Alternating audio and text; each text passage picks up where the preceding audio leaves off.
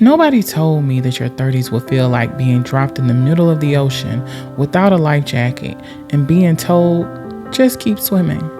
Some days you're motivated, other days you're just tired. You know more than you ever have, but somehow you still question everything. It's wild, it's beautiful, and overwhelming, but one thing I know for sure. My 30s have been the most honest years of my life. So today, I'm sharing 5 things that I've learned the hard way. And I'm hoping that you hear at least one thing that makes you stop pretending and finally start living.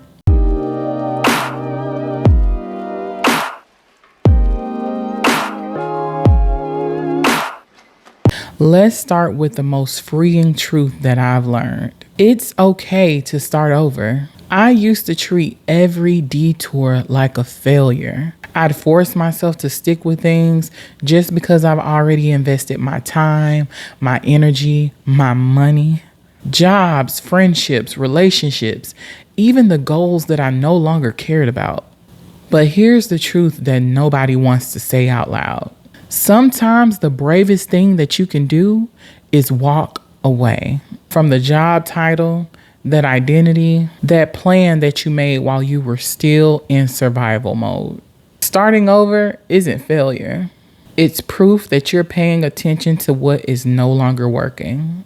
And that's growth. Because you get to change your mind. You're not a tree.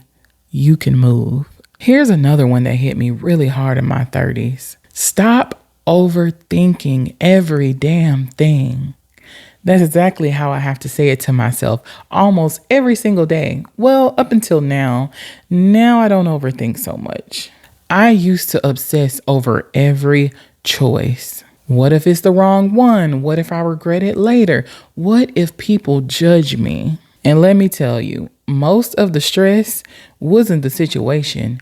It was the overthinking. Thinking through your options is smart, yes, but sitting in confusion for too long becomes a decision too. And honestly, most decisions aren't permanent. You can pivot, you can adjust, you can learn new things. But no matter what, you can't get your time back. So now when I feel that familiar spiral coming along, I just have to remind myself, make the best choice you can with what you know now. That's all you can do, and that's enough. The next thing that I learned is failing is a part of the process. This one humbled me really good. I mean, it really humbled me. And I had to understand that failing is not the opposite of success. It's just the price of admission. I used to think that if I failed, it meant that I wasn't ready or that I wasn't good enough. But now I see that everybody fails, especially the people that are doing things that actually matter. You're going to mess up. You're going to learn some things the hard way.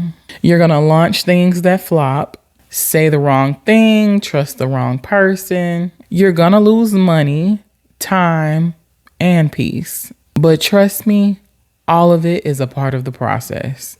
Because the goal isn't to avoid failure. It is to stop being afraid of it. And to stop letting it mean something about who you are. Because you are not your mistakes.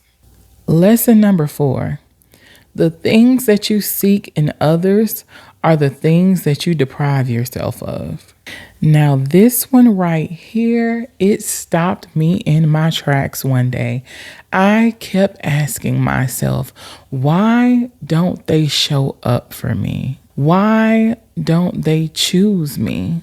Why don't they see how good I am? And then it hit me. The very things that I wanted from other people were the exact things that I wasn't giving to myself. I wanted people to pick me, but I never prioritized myself.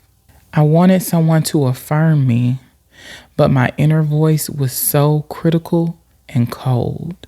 I wanted consistency, but I had none of that in my habits, my rest, nor my boundaries. You attract what you believe you deserve. And if you don't treat yourself with love, care, and respect, you'll accept people that don't either. So before you ask somebody to love you better, ask yourself, do you? Number 5. Now I'm going to say this one really slow because I don't want you to miss it. Your happiness is nobody's job but yours. Not your partner's, not your parents', not your friends', not your coworkers'. It's you. There was a time I thought that if I just had the right relationship, had the perfect career, got to the right level of success, then I'd finally be happy. But happiness isn't a destination. It's a practice, a choice, a discipline.